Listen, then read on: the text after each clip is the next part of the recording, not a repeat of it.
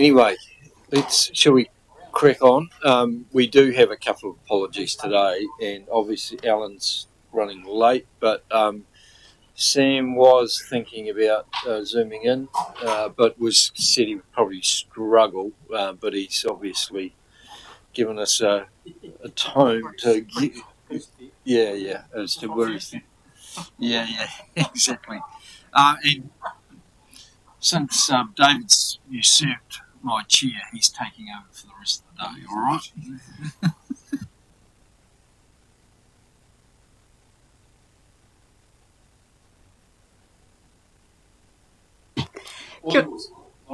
Cool. Kia ora tātou. Thanks for your time this afternoon as we run through the integrated growth. We've called it a framework project. I've deliberately left either of those words off this particular presentation title because I think either word runs the risk of pushing us into a particular picture of what integrated growth might be, when in fact it's probably more about a way that we work and a whole range of things rather than being a definable project or set of actions that has a set end point. So I wanted to spend some time today just kind of introducing the concept, the thinking, the rationale, provide a bit of an update, and also seek some direction on where you see integrated growth as a concept going over the next probably 6 to 12 months. So as I move through the slides, some questions that we have for you today is what involvement do you want to have? What do you see the top 3 to 5 challenges getting in the way of doing growth well that you think we should focus on? To think about what success under an umbrella of integrated growth might look like, some of those key opportunities or connections that we need to ensure that we don't miss, and to also start thinking about who we might be able to take inspiration from, whether that's other councils in New Zealand, whether it's internationally, whether it's other organisations who are responding to growth across the country, and outside of council who we need to be connecting with to make sure that we're all joining up the pieces and that every, organisation, person who has that interface with growth and plays a part of delivering growth well is connected into this conversation. So in terms of where we're at right now, the role for elected members is in both the knowing and the doing category.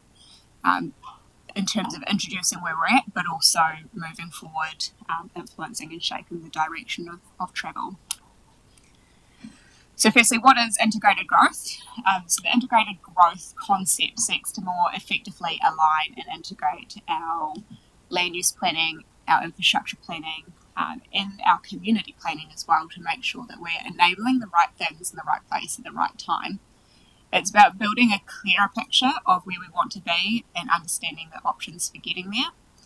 And also understanding what council's role is in actually enabling that. While we're one important player, we're also not the only player involved in delivering good growth.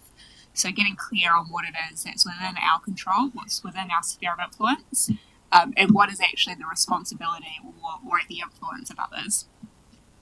And a key step to enabling this to happen and to getting this underway and carrying the momentum that it needs is understanding where we're at right now and understanding the gaps between at current state and where we want to get to. So in terms of highlighting the strategic alignment of integrated growth within council's broader context and priorities, it fits within the top 12 priorities that council set a while back. It intersects with almost every single one of our community outcomes, but it also has a significant, interface with the district plan, which guides how and where land can be developed. And that district plan needs to be consistent with the RMA's sustainable management principle. At the moment, that is. Obviously, there's a lot of conversation happening about RM reform and what reform might look like in the future. And some of those drivers or sort of underpinning philosophies of resource management policy are set to change. But for where we're at right now, that sustainable management is the driver of the documents that enable growth to occur. So this diagram here just seeks to sort of highlight a little bit where the different documents that we've currently got sit and how they all come together to deliver growth or to enable growth opportunities. But the piece that's not highlighted up there on the slide just yet is that impact of the other matters that we need to respond to, including national direction, freshwater program that's coming from central government, that's sort of been on that stop and start continuum for a little while, and of course all those different pieces impact what we can do, when and where. And then there's the market influences as well that play a significant impact on whether we're successful in pulling together these documents and then enabling the right opportunities in the right place at the right time. If we start to think about integrated growth both as a way of working, but also acknowledging that there will be some key outputs that come from that, as I've already highlighted, a first key output is that clear picture of our current state. There's perhaps also a piece of work around producing a guiding framework that will help us know the what, the how, and the when of growth so we can both prioritise and deliver effectively. It will hopefully give us tools to understand the costs, the opportunity costs, and the trade-offs. We all know that there's growth pressures coming from all different parts of the district, but at the same time, we don't have the ability to enable everything all at once across the district. So when we do make decisions to, invest here or invest there, what does that actually mean? What are we gaining, but also what are we losing? And equally, when we have out-of-sequence development proposals come across our table and we've been asked, can we support this? Can we not support this? That we're understanding the trade-offs of those decisions in that direction too. And so that's a really key part, I think, of this integrated growth piece, is finding that balance between being sufficiently directive about where council wants to go, where council wants to enable growth, while also having the right degree of flexibility that we can be responsive to the market as well. And that might be getting to a point where we're able to say yes, no, or a yes, but. So while there will be outputs and deliverables, integrated growth is fundamentally about a way of working rather than reaching a set end point. And that's probably one of the key, ideas that I ask you to keep in your mind as we work through this piece of work, because it will probably change over time as we and our community sort of gain maturity in certain areas that might require us to then pivot and focus attention elsewhere. So in terms of the first question, what would success look like? What would the table see and feel if we were delivering integrated growth in an efficient way, in an effective way, and what would the council's role be in facilitating that to happen?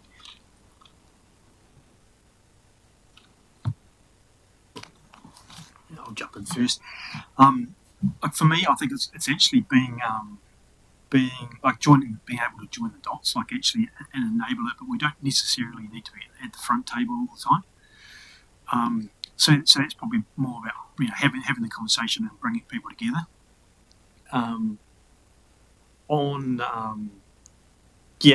Probably having that longer term strategy, whether it's a 10-year strategy in the blue sky. What does the end point look like, and then working our way back, rather than sort of being blindfolded at the start to achieve an end point, if that makes sense. It just probably not quite on this one, but also just making sure the highly productive soils and stuff is obviously also taken into account. Just putting the old farm hat on.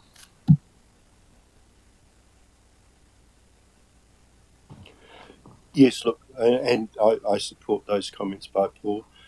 At the heart of it all, I guess, what council would see and feel would be what the community wants and what the community needs to want. In other words, there's a leadership, as well as taking the community with us, and there's a bit of a feel around Sam's email, which councillors will have read. It's not just the council understanding what we're doing, why we're doing it, but also that the community is reflected in what we do. So we've got to tread that line between leadership, which is saying actually there is a bigger, brighter future, and we want you to understand that and take you with us on that journey, but also for the community to feel that they haven't been sidelined in the process.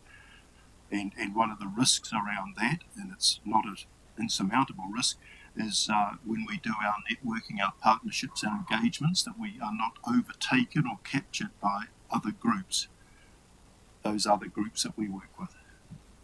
At the end of the day, we are the voice of the community.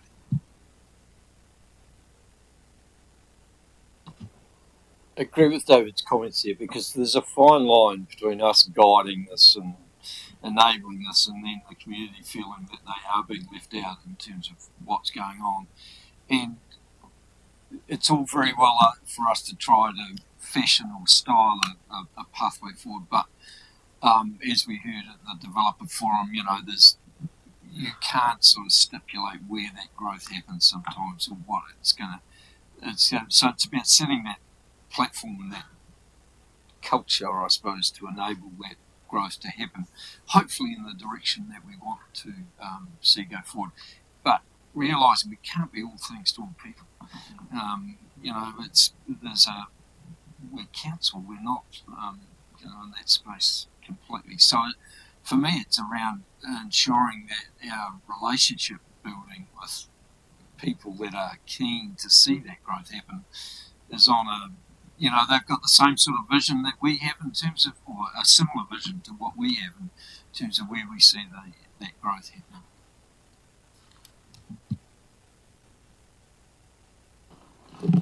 If we're on it's if we think about our we've previously identified our growth areas, we've accepted the 95th percentile, which so far I think we're still perhaps tracking along to that. Okay, I'm not sure what the latest stats look like,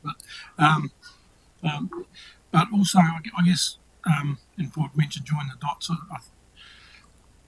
Think about things like liquefaction. We've done a lot of work through that, David, and the challenges with I guess the building development community that we are always going to have, I guess. But I guess it's that streamlined approach across there where we've all those dots are joined, and eventually we have that streamlined process across the district to I guess more effectively deal with growth. And I'm not saying we're not, but we're all aware of the challenges we'll probably have and always have. And I guess it's just smoothing those out, and because at the moment I think as soon as I start, and certainly where I am, and with Dave and I are, we start talking to people about growth. There's a whole lot of question marks around it, around liquefaction testing, around all that stuff, the costs of building. I know that's something we can't control, but it's somehow like streamlining all the processes to so we can go out there and just take it when it's in front of us. So pretty general, I know, but that's sort of Does that make any sense?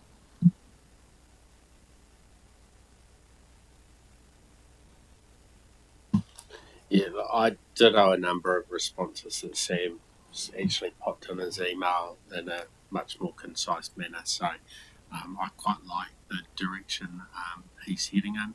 I agree with direction, but and he's indicated he wants a high level of direction.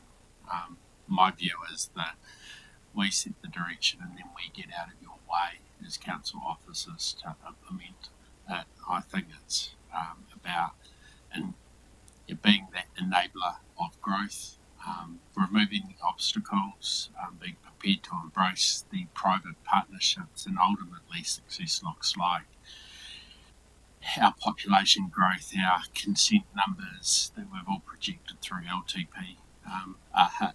And if we're achieving those, then essentially it indicates that it's working.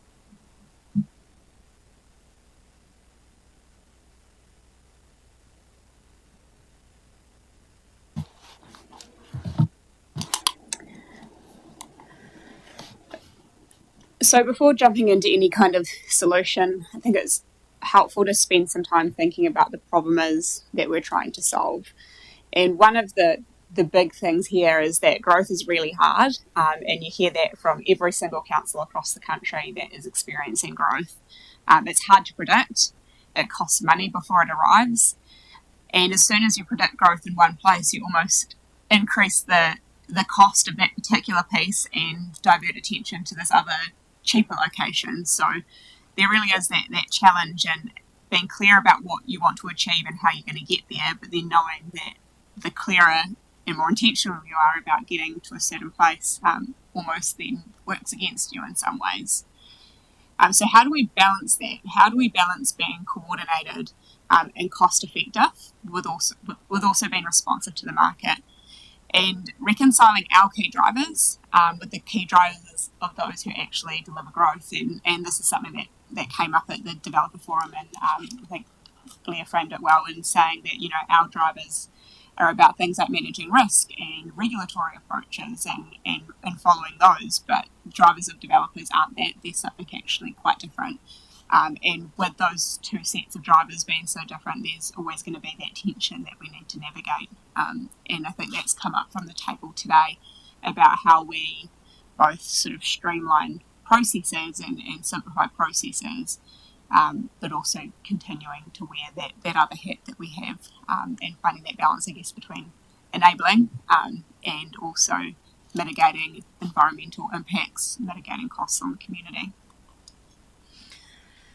So to take that a little bit further, I think some of the processes, some of the problems that we might be trying to solve through this integrated growth way of working are around processes.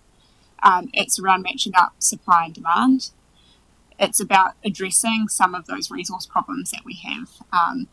So we don't have enough resources to do it all. And as the question's kind of already been raised and put to the table, is it our job to address all of that, or is it our job simply to enable and then to wait for others to do the delivery part? And then highlighting just some of those external factors that impact what we do and how successful we are. And many of those things are outside of our control, ranging from the market to funding and financing to legislative reform. So to put it, I guess, in a simple way, and it's quite easy to come up with simple catchphrases that maybe run the risk of oversimplifying the problem, but the best way to protect the future is to plan for it. And that's a message that we hear from, planners around the country. We heard it at the New Zealand Planning Conference earlier this year. And the different pieces that fall into that help us to plan for the future are our national direction. That's the NPS-UD being the key one that we talk about when we're talking about growth, but also the NPS for highly productive land.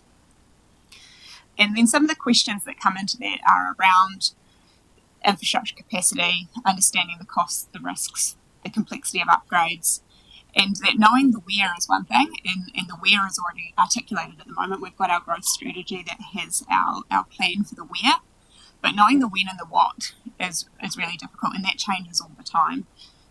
Funding is another key element to that, and finding that balance of being sufficiently directive and sufficiently flexible at the same time. So to summarise the current situation, at the moment we have a pretty dispersed growth pattern. We're seeing, and I've got some graphs and some maps to show in a few more slides, that we've got growth pressure happening right across the district, and that is quite challenging to respond to. We already know that we can't just rezone all the land identified in the growth strategy and service it tomorrow, because if it were that easy, we would have done it 3 years ago. And that there are certain risks involved with getting behind growth, and that there could be low delivery or low uptake by the market, and then what impact does that have on us as a business and as an organisation? So that brings us on to the next question that I highlighted at the beginning of the presentation, which is, what do you see as the top sort of 3 or 5 challenges that integrated growth should focus on? And then second to that, what are those key opportunities and connections that you think we need to be careful not to miss?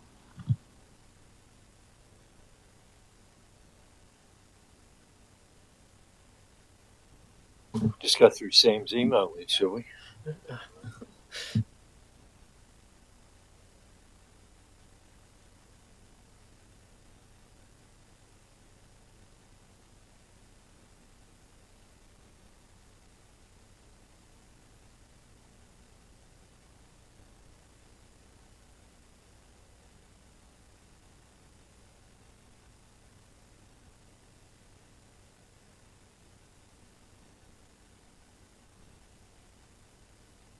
Sorry, I'm not on. To try to do too many things. Yeah.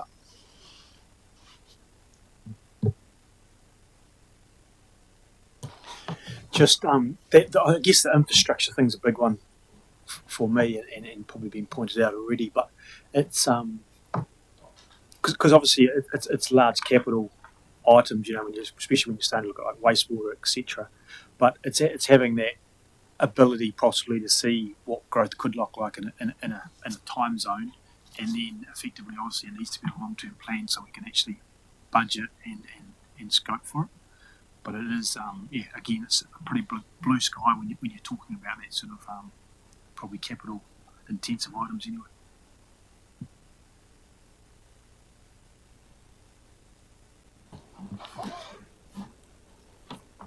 Yeah, I think basically, to put it simply, our role here is the basic stuff, infrastructure.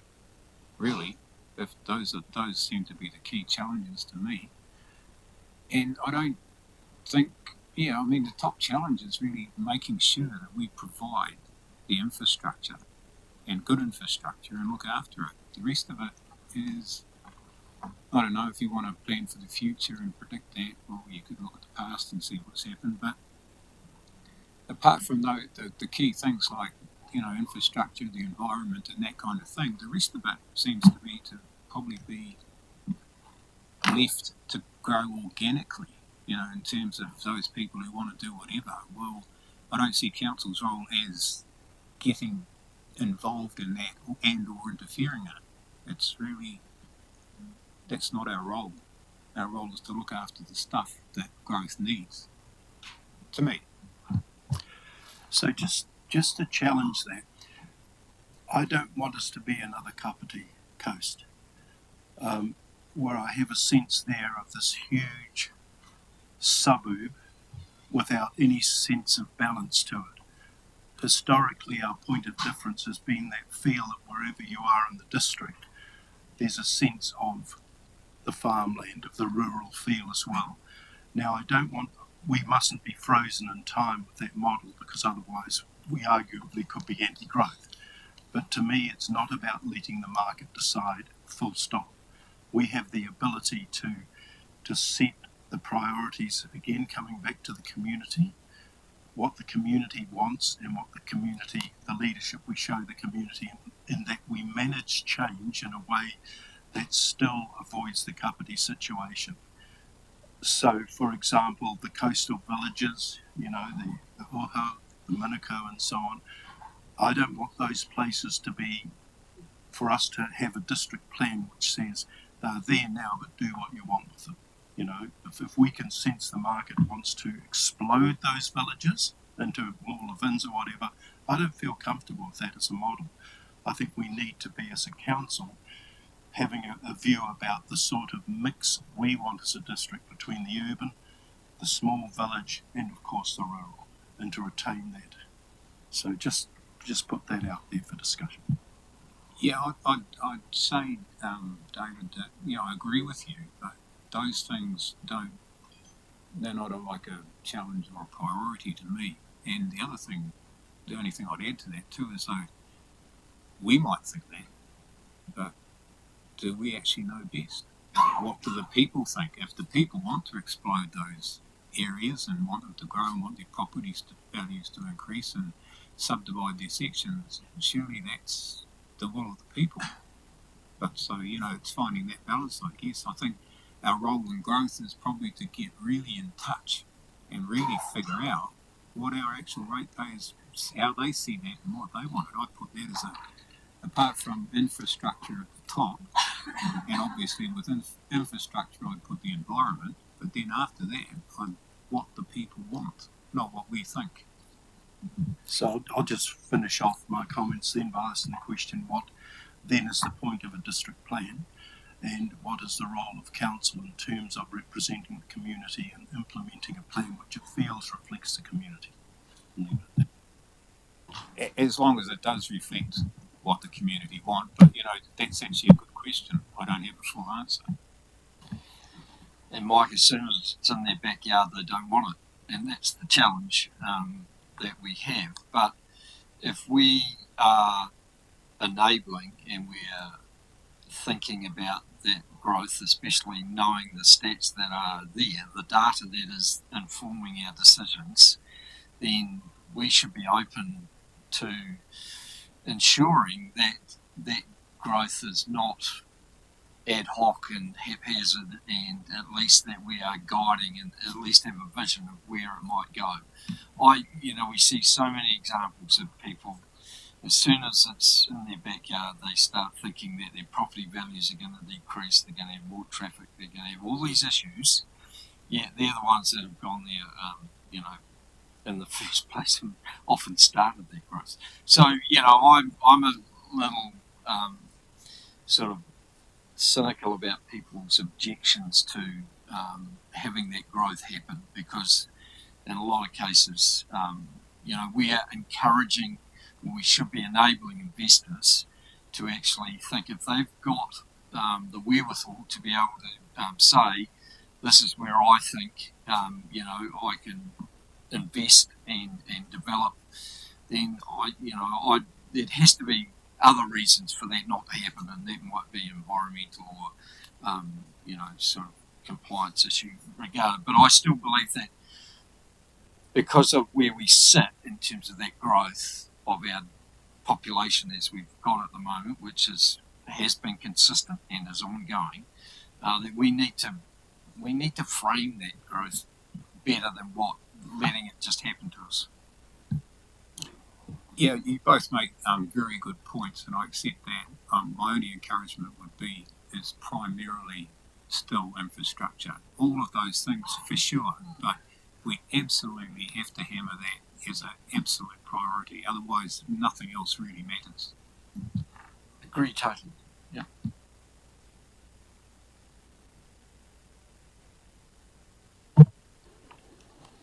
Thank you for all of those comments. It's really helpful.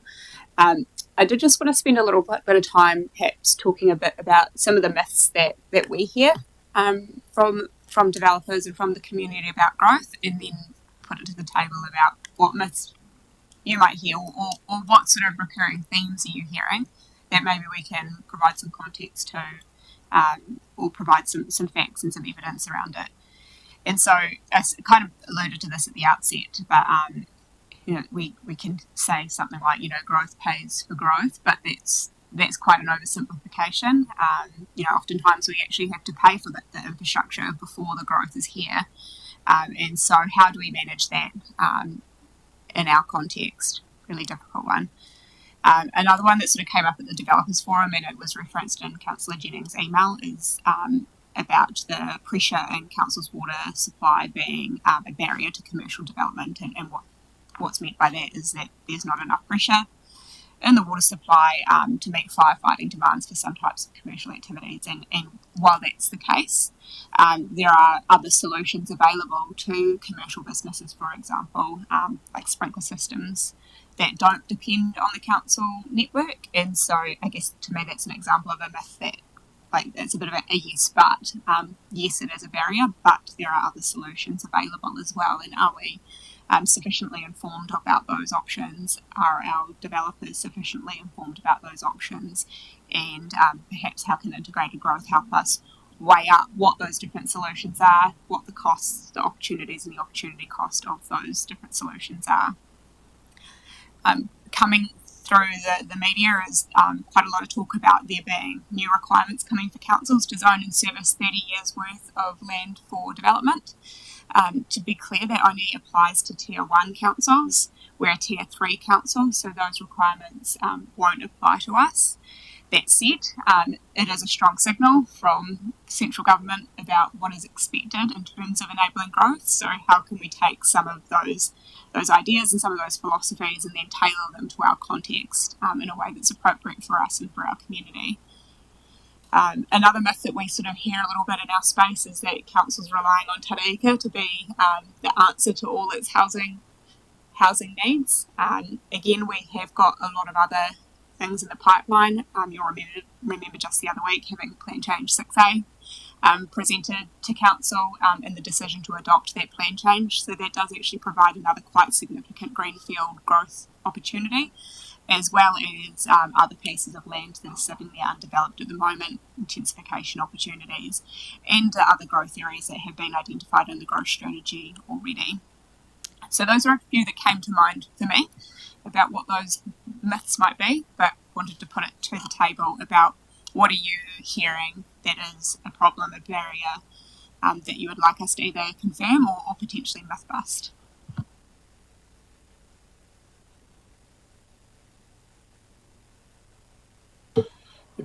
One of the things I've heard in recent times, in the northern suburbs, is basically growth is closed up at that end, and I think it's mainly around there's a lot of message that the master planning was happening. There's a lot of talk in the community around the Sue subdivision, the Kilmoster block, and then the other of the Russell Eastons a lot. That obviously was put on hold through the slow years, the past couple of years. I think the liquefaction issues, testing has put a lot of uncertainty around that. And I think that the general, because I've reassured people today that there is opportunity, just need to come and talk to council. So I guess it's for us, it's just reminding the development community as we do that we are open for growth, we are open for business. But in terms of the Kilmoster block and those sorts of things, that's another conversation I know. But I think it's just sort of turning the lights back on, because I think there's a message coming that in the last couple of years the lights were turned off with that, and that wasn't intentional. It's just the way we all know what the country's been through in the last couple of years. So there might be time to give that a switch and change the tone somewhat. That's probably feedback I can give you. Again, what Sam's articulated really well. A lot of the things in here I think is right. I think a lot of our towns, the infrastructure's there, the social infrastructure's there. I still think we are in a really good space, apart from obviously having some ready dollars to do stuff, to accommodate the growth according to our growth strategy and those growth areas we've identified. But again, it's how we sort of signal that light is on. Two things for me, Lauren. Well, firstly, that we're trying to dictate where growth happens. We're not trying to do that at all, obviously at all. But also that we actually are an enabling council, and that we're not trying to prevent people from doing stuff. That relationship message that we continue to put out there seems to, it's taking a while to gain traction, if you like. And I know we're doing some great work in that space, but the general public probably don't understand. They believe there's favourites out there, or there's things like that are influencing what we do. And I think we just need to remind the community that we're driven a lot by outside influences, not just what we're trying to do.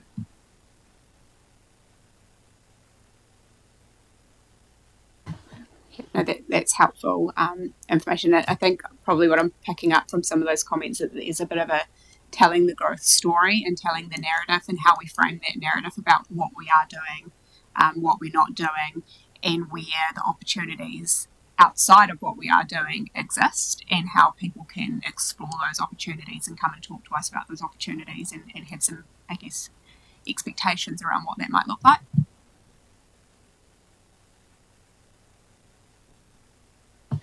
So the next few slides are hopefully quite exciting. That was certainly exciting for me, who will confess to being a bit of a geek for, numbers and population data. But yeah, just running through the next few slides, some of the population data that came out of the most recent census, and it is a little bit hard to read up there. It looks a little bit fuzzy, but I've got it in front of me here so I can read those numbers out. So in terms of our district population, the census has confirmed what we all knew, which is that our population has continued to grow. So from 30,000 or just over 30,000 in 2013 to 33,000 in 2018 to 36, nearly 37 in 2023.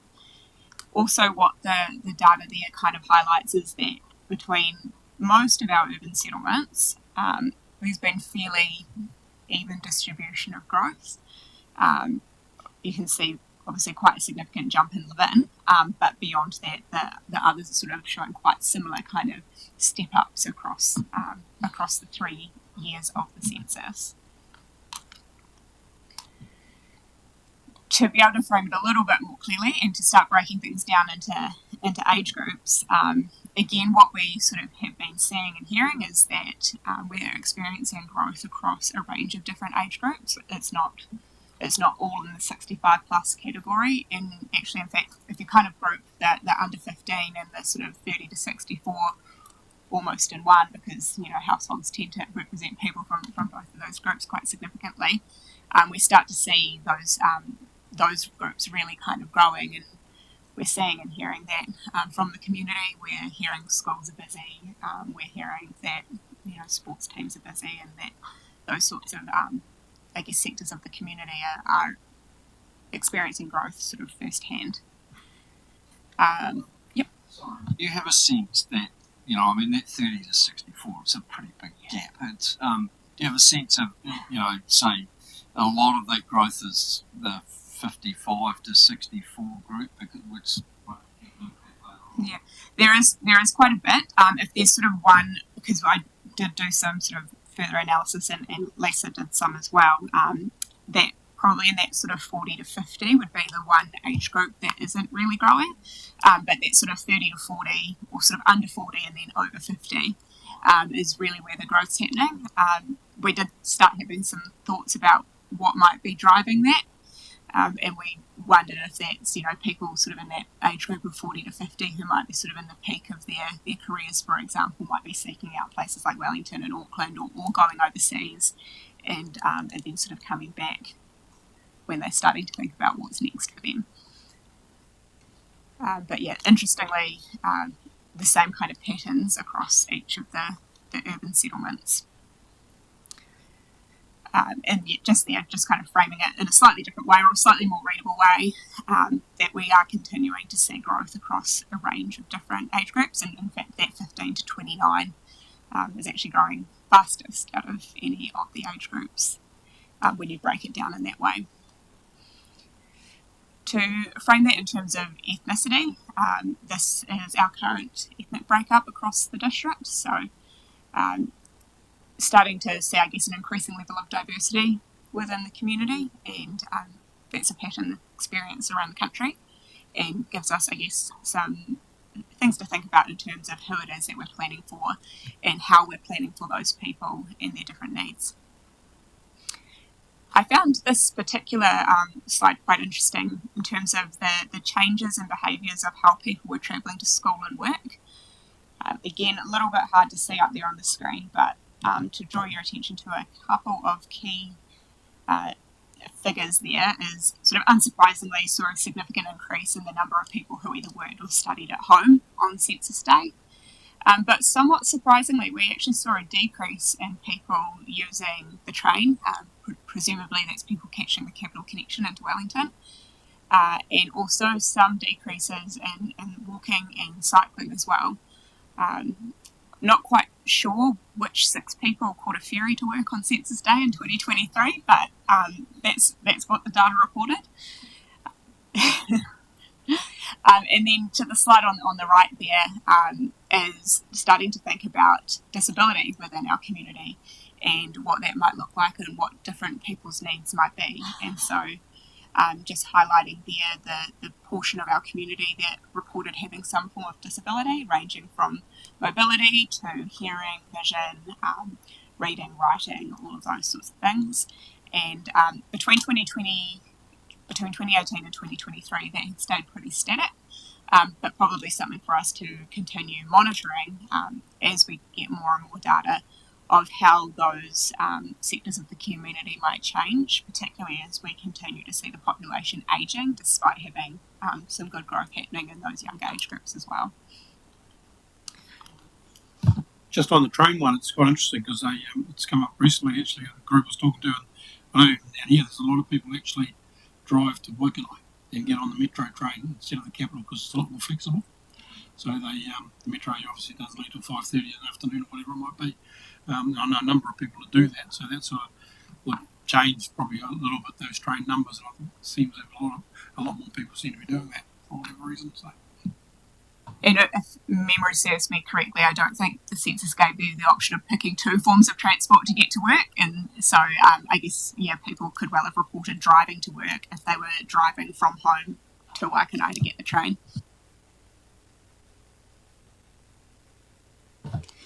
In terms of what's happening on the ground, we are continuing to see increases in dwelling numbers, which is of course really good when we're seeing increases in population numbers. And wanted to highlight quite a big increase between 2018 and 2023 of people living in joined dwellings, so sort of duplex style houses. That is, I guess, is interesting for a couple of reasons. Firstly, we did do some district plan changes in 2018-2019 to increase the ability to deliver medium density housing. So perhaps that's an indication of that opportunity and that development opportunity being taken up across the district.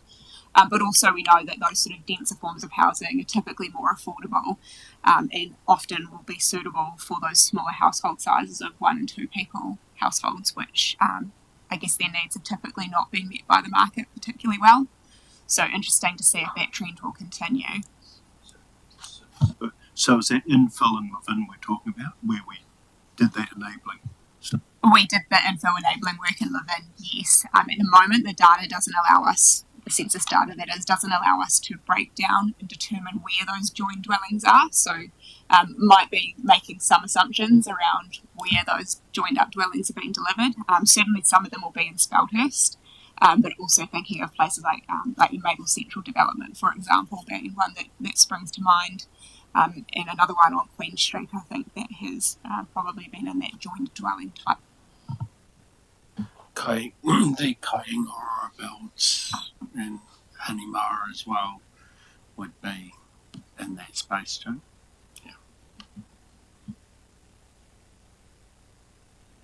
So these next few slides will highlight both new dwelling consents and then subdivision consents in the next kind of package about where those have been approved across the district year on year. So can definitely see a good concentration around Levin, but in line with what the census data is telling us about population, we are seeing new dwelling consents being granted across the board. And probably of interest is there's no sort of wild difference year on year about where that development pattern and where the sort of activity is occurring.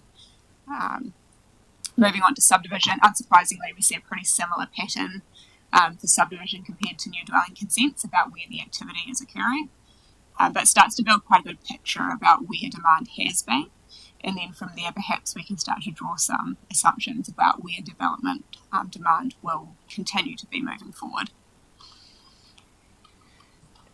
This graph here highlights the number of new dwelling consents against the number that were required to meet LTP growth forecasts in the 95th percentile. It is also quite fuzzy there, but yeah, kind of highlighting that so far we've largely been meeting that demand, although there is a little bit of a dip so far this year. Again, probably not surprising knowing what we know about the market as it currently is. In terms of what is happening on the ground, sort of moving beyond dwelling consents and subdivision consents, is just to provide some information around infrastructure. So you'll know that we are busy working, and Dan's team are busy working on Levin Water and the proposed road application, but also not highlighted up there is the recent water metering project and the role that will play in helping us to use the resources that we already have, the water that we already have, more efficiently. In terms of the Levin wastewater being, again, a key part of enabling growth within Levin specifically, the master plan has been well advanced there, completed in July this year, and that's of course taken into account expected additional demand. So I guess just highlighting the work that is being done and how that will be connecting into this integrated growth piece and telling us about what we can do when and where with a little bit more confidence. And then I just wanted to touch on Levin stormwater specifically, and the reliance that we currently have on on-site mechanisms, with some areas being not very well suited to on-site soil catch, and that being a real barrier to enabling intensification. And what we keep hearing from developers, and it certainly came up at the developer forum the other day, was that soakage tests sort of deliver particular results, and then that influences what people can do. But what we do know is that there are areas in the district where soakage is quite poor, and the more intensification, the more impervious coverage that we add into those areas, the more we compound a stormwater problem. And so that reliance, I guess, on on-site stormwater management can be a key area that we will continue to, I guess, see as a big barrier to what we can actually enable. So in terms of integrated growth and what other work this links to, Lauren, it's probably more a question for Daniel actually, in terms of those water treatment plant and the wastewater treatment plant stuff. That there's some couple of things highlighted there. I know the master plan for the wastewater treatment plant stuff, but what about the water treatment plant highlights that have just been made there? Are we going to receive something along the same lines as the master plan for that as well? Yeah, just in terms of the wastewater master plan, key decision obviously around location of treatment plant. We are looking to bring a paper to the 10th of December council meeting. Just a decision around whether we need a briefing in advance around the progress in that space. The Levin water treatment plant, we were looking to come in February, which we haven't quite got the same time tension on that, but they were around the kind of 5-year program of work, including plant upgrades, but also next steps around construction of a reservoir for more additional water. So it's a very similar process that we've been going through, but obviously staggered priority has been on the wastewater plant. And in relation specifically to the pressure filters, is that part of that work? Or It's is part of that work, but it's more encompassing that it's the entire program over the next 30 years that we've looked at in a staged approach, including taking account of different water sources with the Podes Reservoir, where that would fit, and ultimately how it would create additional treatment trains. So it is very similar, but include pressure filters, but also the more longer term investment plan, which is around treated water storage and treatment process. So there's a whole lot of information to share, but we'll package that all up in the new year.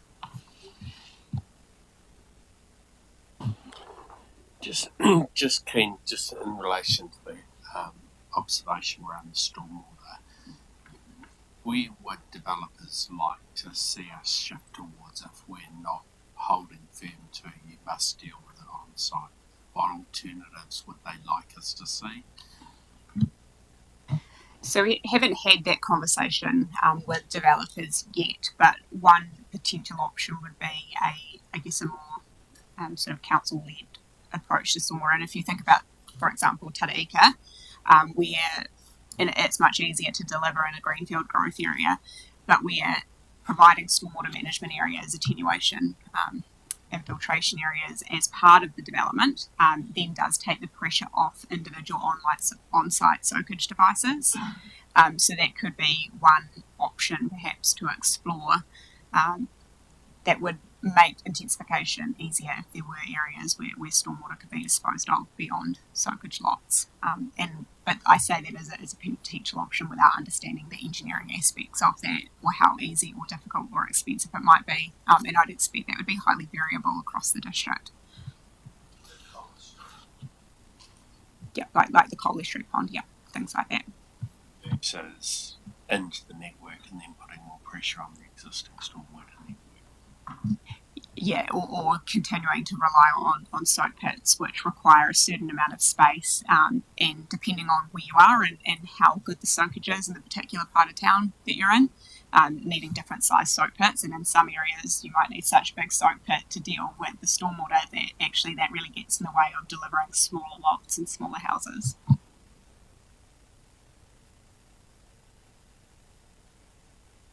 So this work really relates to everything that could be packaged up under the umbrella term of a well-functioning urban environment. So that ranges from the recreation strategy work, infrastructure work, O2L, public transport, housing, jobs, industrial business land needs, and that one in particular is probably one to think about quite carefully. Sort of easy when we're talking about growth to think about primarily housing.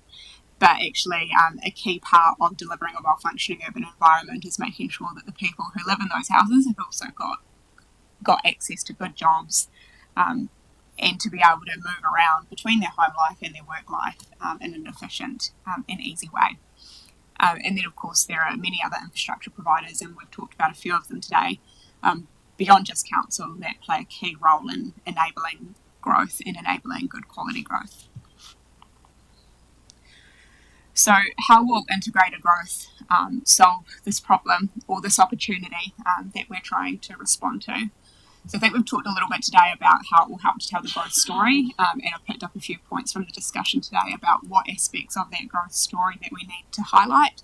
And to summarise a couple of those, it's around framing how growth is an opportunity for everyone, not just for developers who are delivering housing, but also making sure that we're clearly telling that story of the lights are on, I think the phrasing was. I think the integrated growth work will also help us to understand the real problems and the real solutions, and to, I guess, look strategically at where those problems might intersect with each other and where some creative solutions to those problems might be. We'll help to set some guiding objectives and principles, and also pull all the pieces of work into a single place. Because I think a lot of the work is actually at various stages. For example, we've already got a growth strategy. The growth strategy serves its purpose, so how could we take that to the next step where it helps us to deliver on that vision, rather than necessarily starting that visioning exercise again. And perhaps most importantly, this will help us to understand what our role is and what our role is not. So in terms of what some actions might look like, the first action is already well underway, which is building a picture of the current state. To make our growth strategy a little bit more visible, I think that's both within the organisation and outside the organisation, which will help to tell that growth story and to give that message of the lights are on, and to help us be intentional about the priorities and understand what's within our sphere of influence, and that is things like district plan changes, infrastructure projects, and process improvements. We're also not doing this in a silo. We're certainly not the only organisation or the only council that are grappling with this issue, and so we have been looking to some other councils and looking at the work they're doing, and trying hard to focus on councils that aren't like Auckland and Wellington and Christchurch and places whose context is so wildly different from ours. And so a couple of examples up there on the screen there are Hastings on the left, where they have recently had a report done to summarise, I guess, their processes around growth and development, and some of the key recommendations from that report that I've pulled out there that might have some relevance to us. It could be worth exploring. And then on the right hand side there is Waipa District Council, and I think Councillor Jennings highlighted Selwyn and Waikato as being two other examples to look to that seem to be doing growth quite well, and whose context might be a little bit more applicable to ours. As I've highlighted, the current state piece of work is nearing completion. We are at the moment focusing that on Live-In, and that's to make the piece of work manageable and digestible. And once we've kind of done that information gathering exercise for Live-In, if there's a need, we could roll that out more broadly. And so just listed there on the slide is what some of that information includes, what it will involve. And we hope to have that done probably in the next few weeks. We're most of the way through that piece of work. So in terms of the next steps, we have been talking to a potential external advisor who has experience in this space and might be able to bring in, I guess, a different way of thinking and help point out the things that maybe we're missing. We are awaiting some further guidance from that person about what they might be able to support us in. But then we would look to pull together a virtual team across the organisation of some of, I guess, the ones listed up there, but also others outside of the organisation, like the Hoi Whenua Company, like Lectra, Kiwi Rail Education, etc.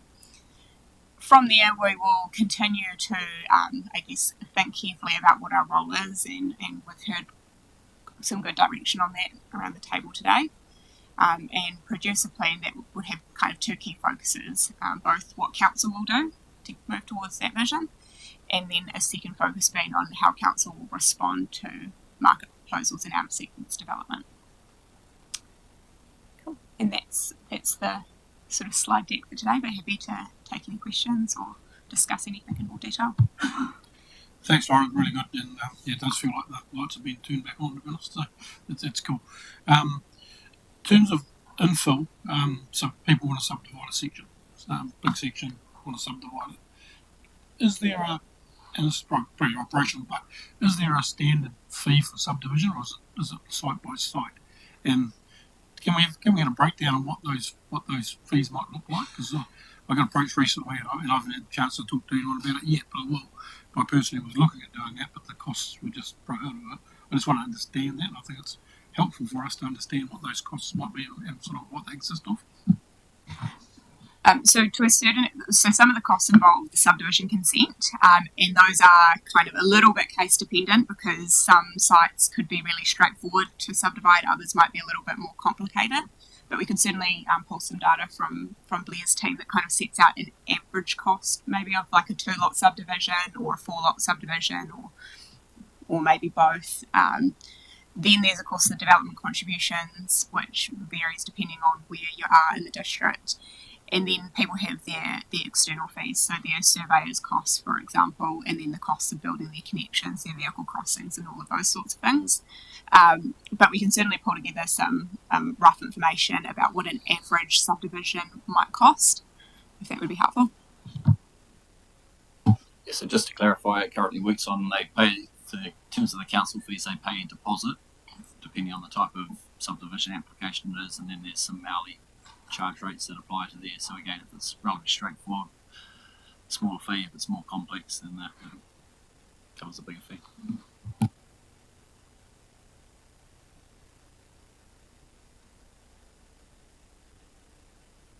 Thanks, Lauren. I suppose I don't think you should undervalue what's inside the business to be able to continue the work that you're doing.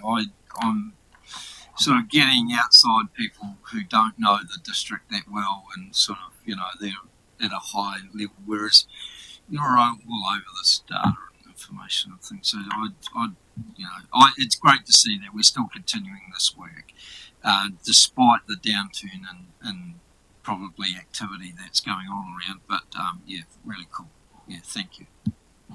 Maybe just to touch on that and to give you some assurances as to how we would look to use an external person. It's probably coming from a place of wanting to check what we don't know. I guess not having been through this before as a district or as a council, and certainly those of us around the table haven't probably been here or been in one of those councils that have sort of had those growth pains, and so it's looking to maybe learn some lessons from, or have someone who's perhaps experienced that and being able to say, oh, look, this is where we got it wrong, maybe avoid that step and things like that. So it's in that sort of advisor capacity and really about helping us as we get more into this. Yep, we can start to understand what we don't know, but someone can also probably see that a bit faster than us too in some cases.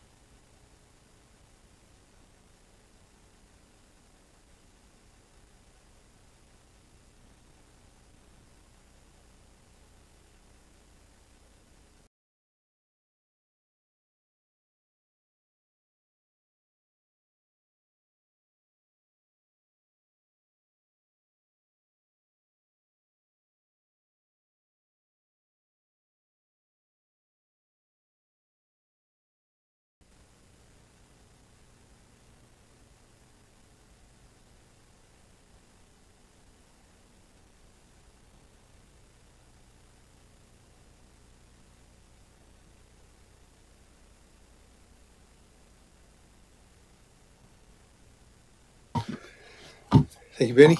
Haven't been in the seat for a while, so I just have to dust the cobwebs off a little bit. But this one's a little bit fringy, and probably something I've been some messaging I've been sending out just around the concept. So probably some of the genesis of this was just having been involved in some of the development around the community and understanding what's been going on and seeing some of the things that have been happening, and just sort of raised some questions for me. So I'll take there was a paper sent out with the reading, I think, prior to this session, so I'll take that as read. Might not have been the easiest read, but but it's really just a collection of thoughts and concepts, I guess, and some other work done elsewhere just to try and start to frame a discussion.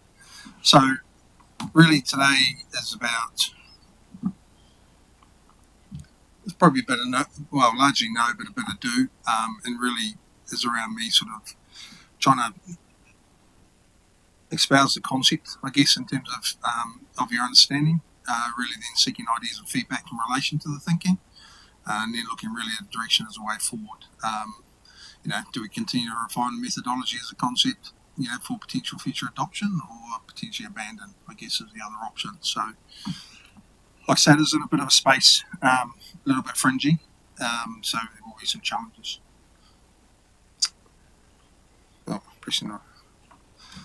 So there's a bit on there, but a vested asset essentially is an asset that we take into council, so usually it's done to a standard, and then if done to that right standard, then we typically will vest it into council. There is a process, but probably not a very well-formed process, so there's work that can be done in that space. Rough estimates based on the data that I've been able to source thus far, and not all data is available, so it does get a little bit tricky. That's just because we don't collect it in some instances, but roughly the split is sort of 50-50 between three waters, roading and reserves. Reserves, just to note, we only sort of collate as assets, vested assets, if they're actually reserves, not if they're, as I'll show you an example a bit later on, a small park or otherwise that's been inherited. So the value is probably circa 4 million on that basis. We do capture the three water vested assets, which sit at about 2, and so by extrapolation 4. Other councils, other data I've seen, that can be sort of more 60-40 nationally in terms of the split. Roading being the heavier split, but in our case we'll go 50-50. So then you've got $4 million worth of assets I guess we take on as a council, and as council you'll obviously appreciate potentially there's costs of maintaining those, and then there's also costs around depreciation that we run against those assets. The other opportunity cost, I guess, is the value of those funds employed elsewhere to generate other revenue. So if you look at it in rough numbers, we spend roughly, and I think nationally it's about 3% on maintenance against the assets, and numbers out of our finance team are about 2.2 roughly on average around depreciation on those assets. So if you're talking 4 million at sort of 5.2 annualised, then you're talking circa $200,000 of additional cost to council. That sits outside long-term plan and DCs and other considerations generally, because they're not always expected, and they're not planned because they're largely developer-led. So part of, again, which I'll get to in a minute, part of the thinking around this was, in some of my discussions around things like Plan Change 6A or other developments, as I sort of say, tongue-in-cheek, there were instances where we were in a situation where we sort of talked in a fashion that we weren't prepared to get the lawnmower off the truck to mow the lawn because we didn't have the budget to cover that, and so then potentially that stifled some of those avenues for development as well. So for me, in that thinking, it was how do we, both points are relevant in terms of cost to do the activity, and we don't actually have it if we go down this path. So really this was about how do we start to align that, and as you'll see there are some pros and cons. So what does it look like in real terms? This is just the picture I pulled just to illustrate the point. The yellow on the right hand side there, a bit hard to read, but you'll see that the yellow area on the right hand side is essentially the components of this development that we vested into council. There'll be a history to this, there'll be many different reasons why or why not, all of the above, but as you can see there when you look at it, just in the picture on the left, there's quite a bit of tarmac, there's parks, there's park furniture, there's lawns, there's a soak pit right in the middle underneath that, and then there's other gardens, roses, the like, that need to be maintained. So in concept and in a picture, we end up maintaining that component of that development at council costs, I guess, which is, I'm saying, lands with the ratepayer essentially in time. So, consequential OPEX is something I've come across in my learnings as I go through this path, but that's what is generally termed consequential OPEX. So it's stuff that's arising out of sort of unintended necessary consequences that we have planned. So while our aspiration is to seek and enable growth, that's where, obviously I'm on in a role in a space where obviously we're trying to enable growth as per the last discussion to the 95th percentile, as we've talked about previously. On the flip side, obviously, though, then we have ratepayers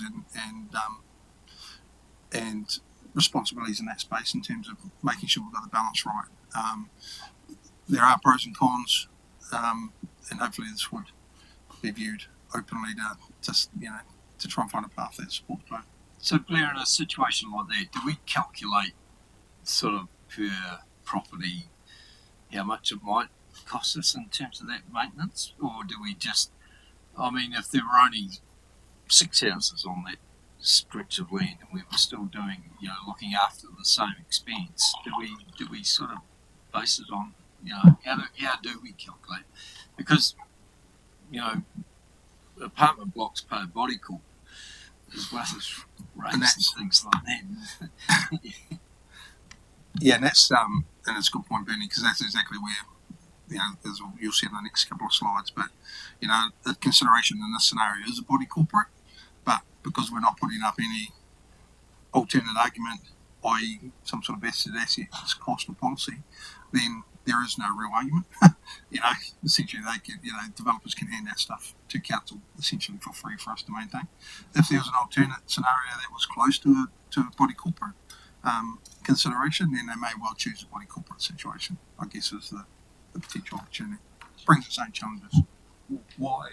So a simple example of this would be, just from my understanding, is that a developer does a subdivision and whatever road they create as a result of that, they vest that asset to council. What obligation is there for us to accept that? Why don't we just say, actually, thanks, but no, you can look after it and maintain it? Why do we do that? Because that's just another burden on the ratepayer. Just no. Yeah, which is what this is sort of seeking to try and to address. Valid point around just saying no. I think historically, if it's been built to a standard that's accepted by council, it's been vested and able to be vested in many cases. An option to say no is potentially an option, but we'd probably have to investigate that, and that probably creates some change as well in the expectation.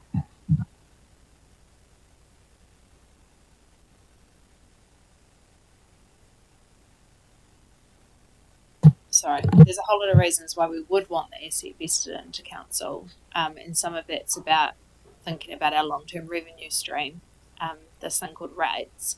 But part of today's conversation is that right now we do not have a policy approach to this, and so the opportunity for council is to shape the direction of the policy that will help inform in the future those decisions that are made about whether assets are vested, when they are vested, how do we ensure that, if we think about that public-private split in terms of where the benefit falls and where the obligation falls, how do we ensure that we're not doing that in a way which has an impact on ratepayers that we've not thought about in the way that we transfer that asset? And roads being vested into councils has happened forever, right? But as we grow and as we see a lot more different types of development in our district, there's other types of assets potentially being vested into council, and Blair might use some examples of those other types of assets. If we're going to develop a policy on that, why don't we just keep this real simple and say, okay, we will consider having an asset vested with us if it is proven absolutely there will be zero ongoing costs whatsoever to the ratepayer, and if that can't be demonstrated, the answer is no. So plainly, you don't want any growth in the district, Mike, because that's what you're going to get. Who ends up paying for it? You know, if we take the road the developer built and the ratepayer is then responsible for maintaining that, the developer's not. They've just had a free ride, but someone in the end has to pay.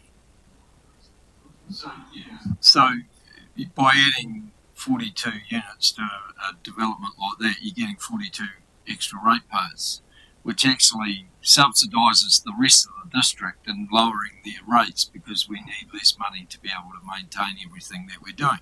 So there's pros and cons, Mike, in terms of doing that. There are advantages and benefits from adding new developments, but if we didn't take that, I'd imagine that Vista property, I mean, you know, the first question I'd ask, well, if we're going to have to take it, why not just make it tarmac and not do anything else with it? But then the likelihood of it selling and not being developed is probably not going to happen, right? Well, we probably, well, Just on that though, like so these newer properties, you would assume that the infrastructure actually doesn't require a lot of maintenance initially. So you could argue that in the shorter 5-10 years time, you don't actually need to have a lot of capital OPEX as such anyway. So you could argue that they are subsidising the longer term residents. Yeah, and that's why I think it's a good discussion because there's many facets or components of this. And yeah, I mean, OPEX is obviously a lot lower at the start than it is at the end. And it's a bit of it's a complex one because, you know, when we talk vested assets, they come in many different forms too. So we'll probably just go to the next slide, I think, maybe, if it's the right one. Just because in these slides, I guess, will be some of this discussion that we're talking about here. So, you know, the challenges around this scenario is that, you know, it's difficult to accurately predict the quantum of the assets added in any given year because they are often developer-led. There's poor availability of actual life cycle costs. You know, do we have the data? Can we get the data? So it's a bit of a challenge. Operational costs, you know, need to be catered for at inception. So again, this is something we'd have to sort of do up front and say, hey, here's what a potential cost if you're looking to invest in council you choose. And those things on the list there are the things we'd sort of look to consider. Maintenance costs, as you just pointed out, Paul, are low at inception, increase over time as the assets age. So you can put considerations in there. Technology changes as well, so with things like smart street lamps and things like that, there's potential additional components in there that will add cost over time. Lack of additional funding provision means additional OPEX has to be met from existing budgets, which can stifle progress. So like I say, sitting in the space where we're trying to develop and grow and we have potential constraints arising around our ability to service or do the work for other reasons can constrain that sort of development. An example of that, which I'll get to, is around 6A and around like streetlights at Tauranga, for example. So the brickbats, I call them. So if you look at what are the potential risks, you know, there's a risk that non-vested assets, so that you could go down this path of no. They build to their own standard locally then, their own sort of developer standard. They do a body corporate, and the body corporate fails at some point and council ends up with it anyway. So that's a risk and a real risk. Could possibly address that through, you know, an additional consideration of a minimal sort of viable standard around some of that stuff, which I don't think there is. There's sort of the council standard for investing, and then there's other. Could perceive the stifling development through adding costs. So certainly from a development perspective, they'll have that view that, hey, this is not that great for us, so you know, we're less inclined to do development. The flip side is that they could see that as real positive, and actually that we're going to take on the asset and manage it for them, and so hey, that's a great thing. No working examples found in New Zealand, so that's you know, some people have raised that question. So why is that? You know, so looking through councils, Auckland Transport have talked about it. So there are some references from Auckland Transport along this line of thinking, but I can't find any councils that do it. It's quite prevalent in the UK as commuted sums.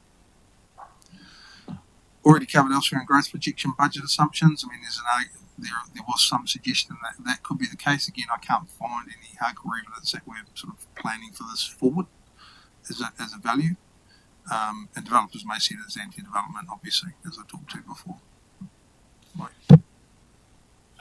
The non-vested asset quality, I would have imagined that as a condition of the development, there's a quality of whatever they're building that they have to achieve. It's not, so the idea they can just build a gravel road where there should be a tarmac road or whatever. I mean, do we give developers laissez-faire to do what they like within those developments? Or one, that's the first question. The second one is all of this comes down to in the end is could we be perceived as stifling development? Well, in the end, someone pays. So it's either going to be the person that buys that house in that development, or it's going to be the ratepayer. And no working examples, let's create one. I don't know about where this is covered elsewhere, but and developers may view this as anti-development, or anything that means that they don't make more money to them is anti-them. Anti-development is actually anti-profit, I think. So I don't, and in terms of being anti-growth, Ross, I'm not anti-growth at all. I am really anti-ratepayers subsidising developers, full stop. That's a bigger argument, Michael, and I won't go into that today because I don't agree. But we're going to have that conversation offline for reasons. Blair, just for comfort around the table, particularly, there is examples. Are you aware of examples where we have not accepted assets? I think there's one example up in the northern suburbs again that I'm aware of. I don't think it's ever come to us. Are you aware of any that we haven't accepted?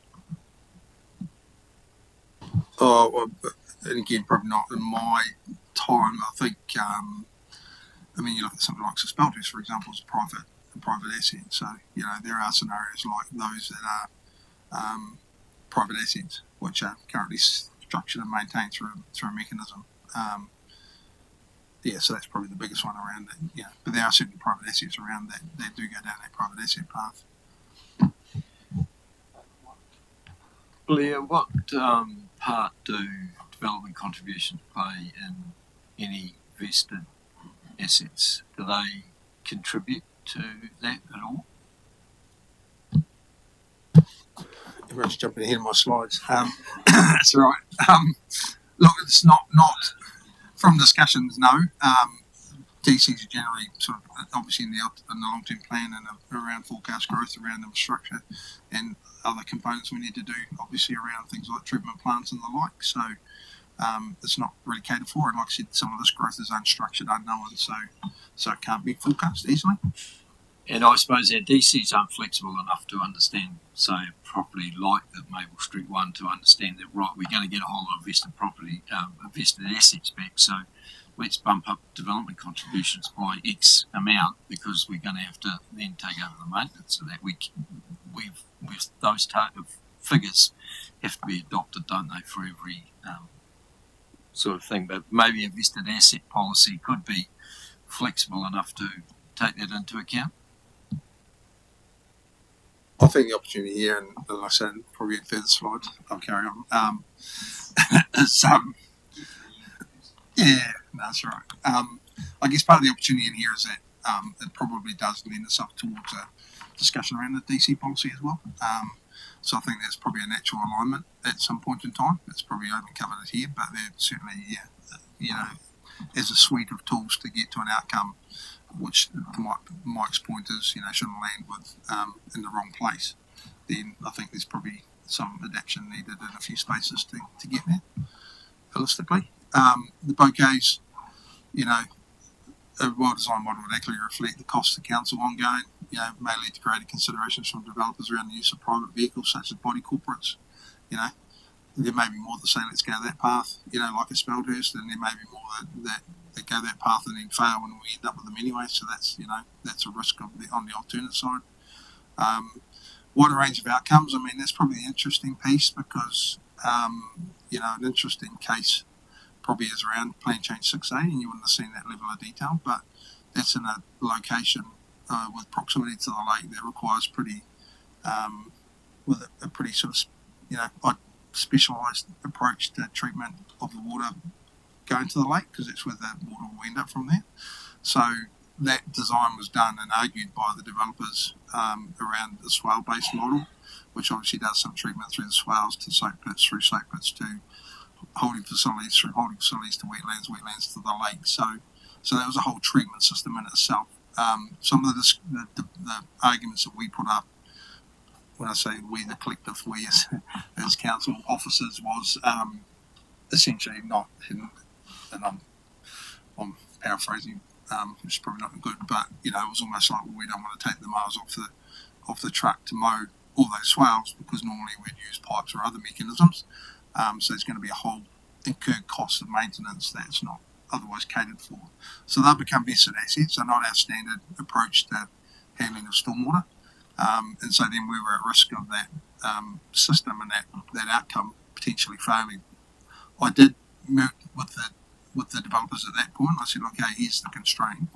The current constraint in thinking is around our ability to manage this ongoing and the cost to council ongoing. So I did actually, there's no policy or anything obviously, but I did say to them, hey, the flip side of this is, are you willing to pay up front some sort of ongoing maintenance position or upfront maintenance position to enable us to cater for that and to cover that and to get to that outcome. So they were open to that, because obviously potentially the cost of the approach they were taking as a capital cost up front was far lower than the maintenance cost ongoing.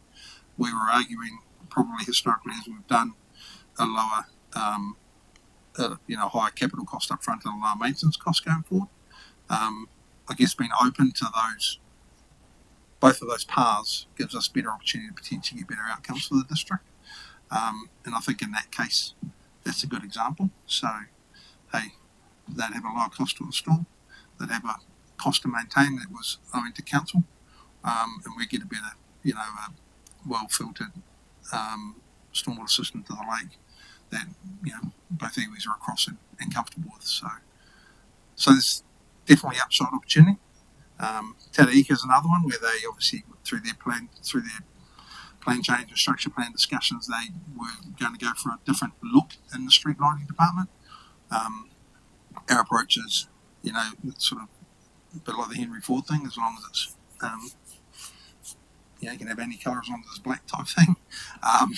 So we had our standard approach to street lights, and some of that comes through historical risk of failure and the likes. But they still wanted to have an alternate streetlight approach. There's a differential in cost for us. There's obviously, it's non-standard, so then there's if some get driven into and knocked down, then who pays? So again, this is the sort of vehicle that would say, okay, well, yes, you can have that more developed look or technology around streetlight or colour or whatever they're going for. But we as council have something in there that enables that to be managed reasonably. Alternatively, we just say no, any colour as long as it's black type thing, which again can stifle some of the opportunities for us as a district going forward. So value added by council may be acknowledged and even welcome. So then, there'll be developers out there who say this is not a great thing, but there may also be some, like I said in 6A, who say actually this is a great outcome because that's where we're trying to get to from a solution perspective. A balanced approach, I think, and probably to Mike's point is, I sort of live in a world where, it should be neutral, win-win, neutral, win. I think if there's any lose anywhere, then that's not necessarily a great system. Arguably at this point, it's a win-lose system. Really, if we can get to neutral or win-neutral type status with developers and others, then I think that's a great outcome.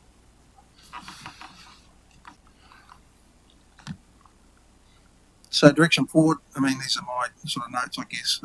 Seek to employ commuted sums which is essentially a vested asset, being financial contributions made by third parties to council. Compensation is based on calculated future maintenance responsibility for newly created assets, vested to council, not necessarily required by council. Facility for commuter sums exist in the district plan already through the SDPR, but haven't been employed to date that I can see. Application wouldn't extend past the first renewal, so I guess obviously once we get to the first renewal, there's a opportunity to change anyway. So that's probably just my perspective view. Aim to continue to review and define guidance into structured working policy, with eyes wide open to implications. So, I mean, all of these discussions and points you raised are good challenges and good points to consider. And I don't think, like I say, if we're leading the charge in this space to an extent, then yeah, we have to have our eyes wide open. Initial legal review around conceptually if there's any red flags, raised none. And like I said, there's no real evidence of other such mechanisms in the country, other than some mooted by Auckland Transport. So consider the impact on other existing tools, such as defects liability bonds. I'm sort of, potentially this would enable us to remove those, and more widely development contributions. So defect liability bonds are bonds we take to say, hey, you've built an asset and invested it to us, and then we come back in 2 years to see if it's still in good shape, and then we give you your money back. That ends up with a bunch of funds that are held in state, which obviously costs the developers because those funds aren't available to them.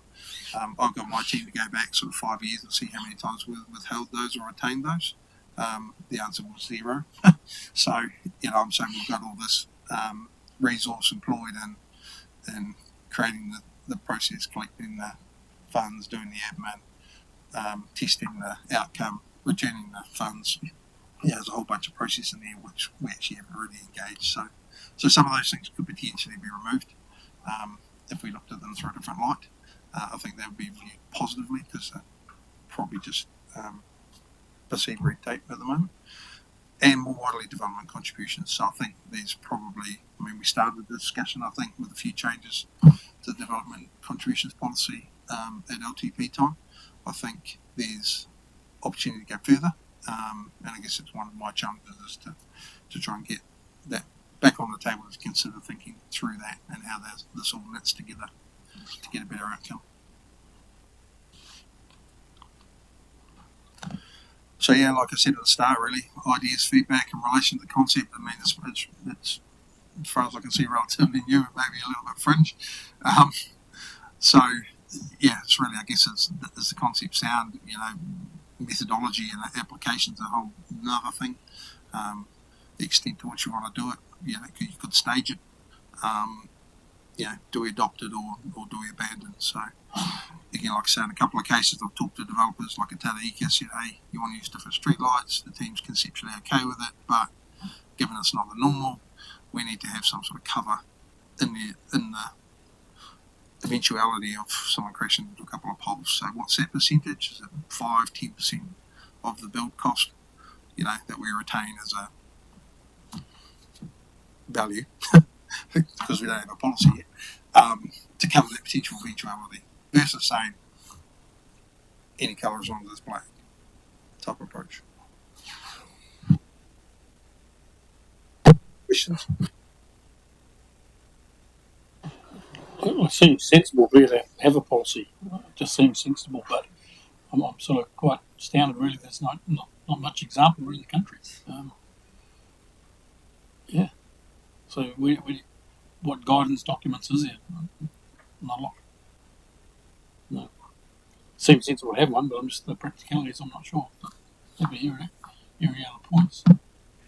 But I know, and David I think was going to touch on something before when I raised the question around any assets that we haven't accepted before. David, did you have something you want to add to that?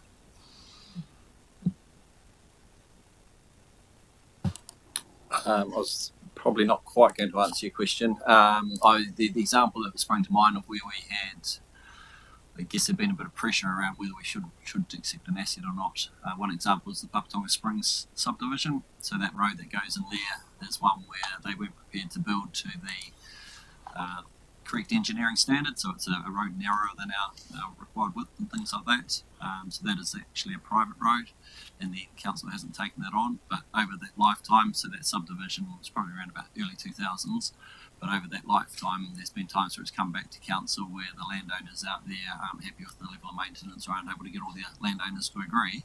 And then the pressure comes to council, can you help us, can you take it over, and things. And so that's an example of where potentially something which we weren't prepared to accept way back then, we come under the squeeze to should we take it on, and then obviously incur the challenges associated with that. So in absence of a policy, then that becomes obviously a case-by-case decision is made, but it does highlight that those challenges can exist where a decision can be made at one point in time but doesn't stop it coming back many years later. Oh no, you could.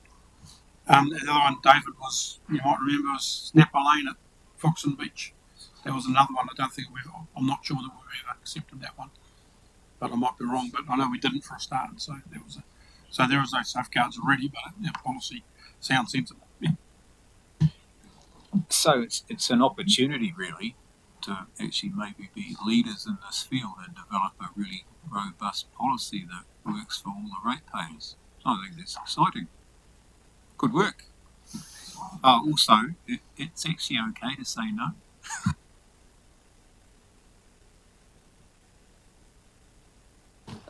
Yeah, I'd agree, because certainly the next step forward, the bullet point 4 on your previous slide, continue to review and define guidance into a structured working policy document with eyes wide open to potential implications. And I think at least that step, noting that there could well be. My example of there's a road off Werriwa Road that we spent a huge amount of resource and time because they complained about the light not being good enough, and it was a private road, and we got caught in the middle of it, and the residents expected us to fix it, and it was their road.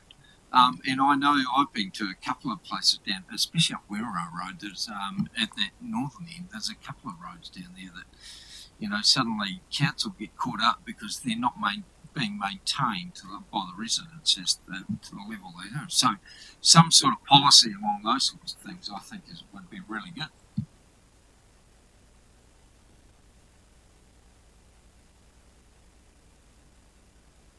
Thank you. And so, just to be clear on what that might look like, is that might look like us bringing a draft policy to the December council meeting for you to endorse for us to then consult on.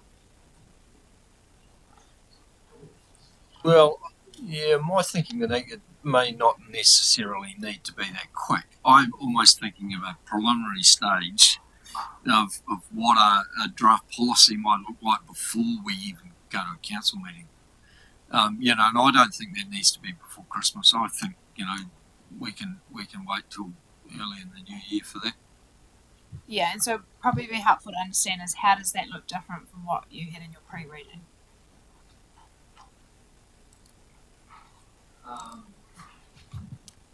Bit of specificity in terms of what examples of where it might.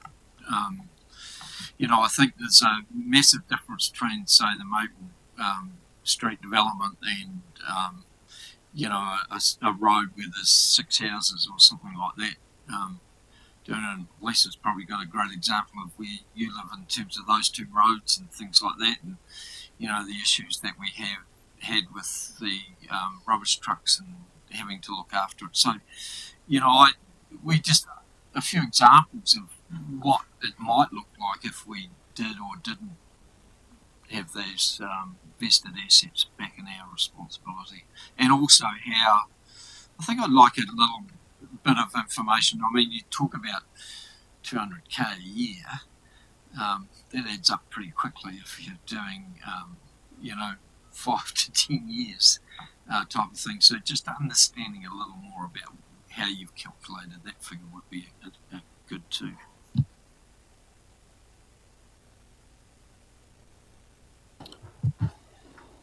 yeah, that number's come. I mean, that number comes. Well, the 4 million is, like I say, is based on a 50-50 split, and the stuff that we do collect, which is the waters, and then the 2.2 is the depreciation that we actually apply.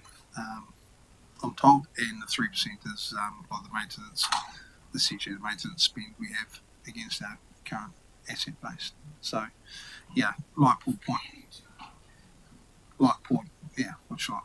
out, I guess, is won't start. The 3% won't start at 3. So I think there is some work to do in as to what extent you want to go to, because I think if you went to the fullest extent, then that number, if you apply that number from day one through to year 15 or 20, replacement of streetlights, for example, then that invested asset cost would be very similar to the upfront capital cost of the asset, which is a story in itself.